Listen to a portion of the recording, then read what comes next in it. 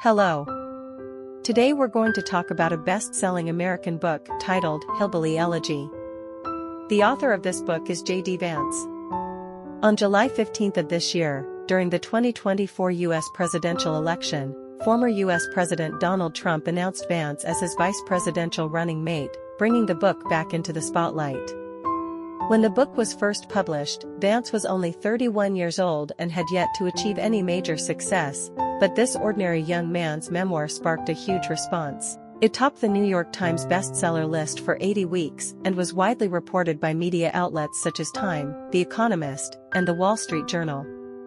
Many believe the book offers key insights into the rise of the Trump phenomenon. Although Trump is not directly mentioned in the book, Vance vividly portrays the plight of working-class white Americans, the very voters who helped Trump win the presidency.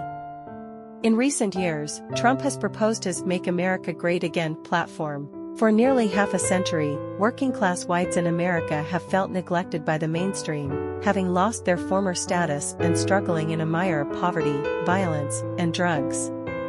Their upward mobility has been almost completely blocked, leaving them with little hope.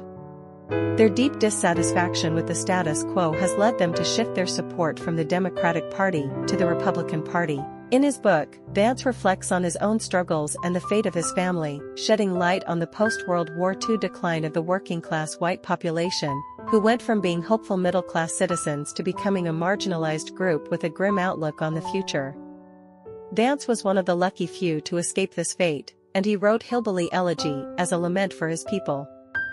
Vance's story takes place in the Appalachian Mountains of eastern America, one of the world's oldest mountain ranges, rich in resources like coal, iron, and oil. After the Industrial Revolution, the region became a major resource hub for the U.S. But from the 1970s onward, industrial centers shifted, and these once prosperous towns began to decline, forming what is now known as the Rust Belt. In more remote mountain areas, poverty was even more pervasive. Vance was born in the steel town of Middletown, Ohio, while his grandparents came from Jackson, Kentucky. These areas, on the western side of Appalachia, are inhabited by people who refer to themselves as hillbillies, though outsiders often derisively call them rednecks or white trash. From Vance's earliest memories, jobs in Middletown were disappearing, and the town was deteriorating. The people there gradually lost hope. Vance's childhood could be described as chaotic. His parents divorced before he could walk, and he lived with his mother and half-sister. His mother worked as a nurse, but she had a tumultuous love life, marrying 5 times, constantly switching partners, with one temporary dad after another entering Vance's and his sister's lives. Their childhood was spent moving from place to place. Worse still, Vance's mother became addicted to drugs, a common plight in the area, dragging the family deeper into despair. Her emotional instability and substance abuse led to violent outbursts, and Vance and his sister were often the targets of her rage.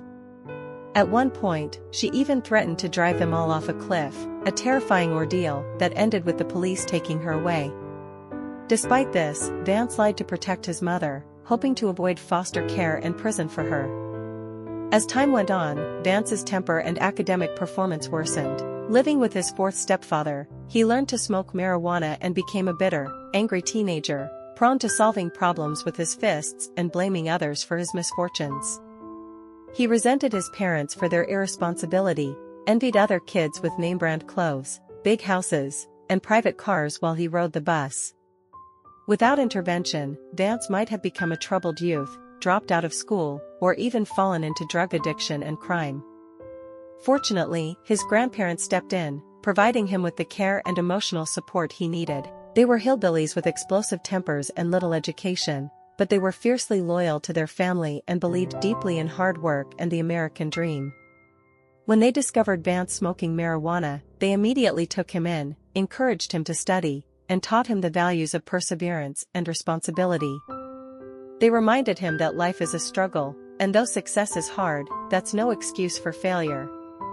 They told him never to be like those who give up, believing the world is against them. During high school, Vance chose to live with his grandmother, leaving behind his mother, whose addiction was worsening.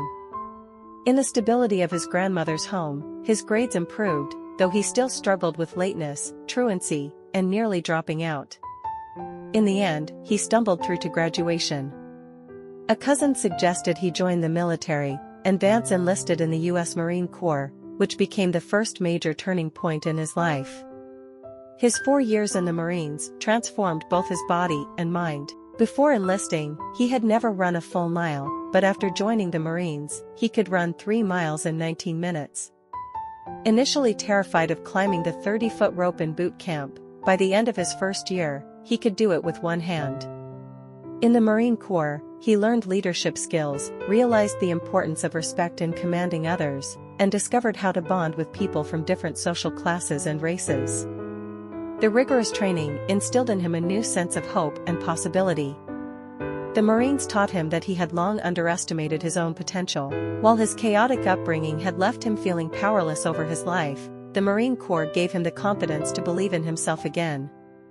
After excelling in the Marines, Vance became a media liaison officer at one of the largest military bases on the East Coast, a position reserved for only the most experienced Marines.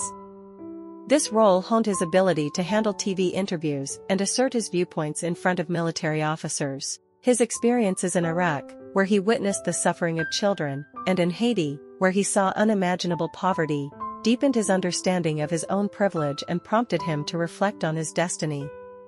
After leaving the Marines, Vance became an ambitious and determined young man.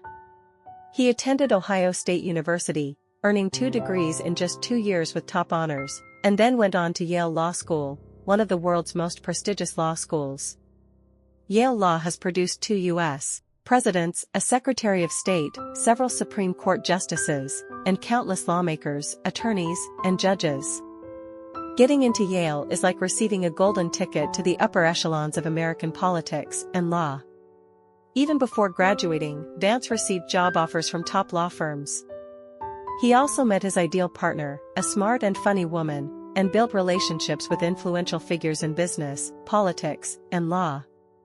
Through sheer effort, Vance overcame his humble origins and climbed into the ranks of America's elite, living a life he had once only dreamed of. At this point, you might think Vance's story is the quintessential American dream come true, the kind promised by America's founding fathers in the Declaration of Independence, where anyone, regardless of background, can achieve a better life through hard work.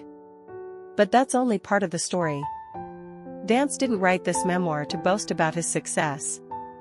He is fully aware of just how precarious his escape from poverty was. If not for the people who helped him at crucial moments, his fate might have been no different from his neighbors or relatives. He wouldn't have gone to Yale, entered Silicon Valley, or written a book that captured the world's attention. In fact, he was the only one from his high school to make it to an Ivy League school. Vance candidly writes that growing up in an environment that constantly urges you to give up, being an outstanding ordinary person was the greatest achievement of his life. Of course, if the book were just a success story, it wouldn't have had such a wide-reaching impact. What makes Vance's story so compelling is that it goes beyond personal experience to explore deeper societal issues like the wealth gap, social mobility, regional cultures, religious beliefs, and educational inequality. Through his personal journey, he reveals the enormous differences between working-class whites and the elite. First, there's the economic disparity.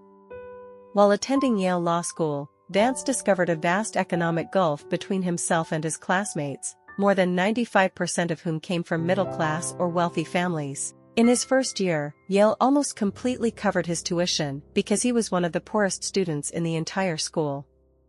In the U.S., the average middle-class household income is about $190,000 a year, a fortune in Vance's hometown of Middletown. Yale students expect to make this much in their first year after graduation, and some even find that amount insufficient. For Vance, crashing into this elite world from poverty made him feel like an outsider. He felt clumsy at formal events, in upscale restaurants, or during interviews.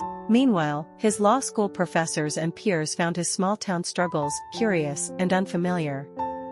Second, there's the stark contrast in family life. Most of Vance's law school classmates came from intact, supportive families. They were confident, self-assured, and believed in their abilities. In contrast, Vance's friends back home dealt with broken families, divorce, incarceration, and addiction. Initially, Vance was ashamed to talk about his mother's drug addiction and the revolving door of stepfathers in his life. But his time in the Marine Corps had reshaped